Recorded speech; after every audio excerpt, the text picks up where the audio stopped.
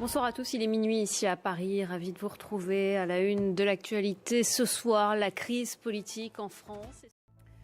Toute la journée, Sébastien Lecornu a donc poursuivi ses consultations à Matignon en vue d'un compromis. Et la ministre démissionnaire de l'Éducation nationale, Elisabeth Borne, elle, dans une interview aux Parisiens, se dit ouverte à une discussion sur une suspension de cette réforme très contestée, cette volte-face.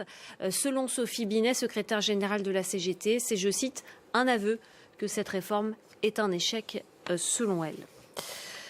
Emmanuel Macron, le chef de l'État, lui, semble de plus en plus isolé. À 1 an et demi de la fin de son mandat, il est sous pression face aux appels à dissoudre l'Assemblée ou encore à démissionner le président, qui est également, vous allez le voir, lâché jusque dans son propre camp. Christelle Méral et Noé Salem.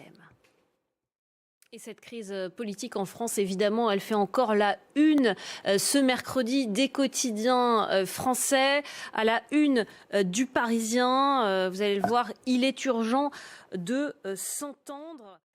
Voilà, tout ça, c'est à retrouver dans la presse française ce mercredi matin. On va maintenant partir au Proche-Orient. Je vous en parlais dans les titres. C'était une journée de commémoration en Israël pour le 2e anniversaire de l'attaque du 7 octobre par des commandos du Hamas.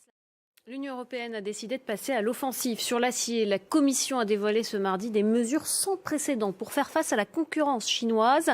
Elle va notamment, vous allez le voir, doubler ses droits de douane. Jules Boiteau.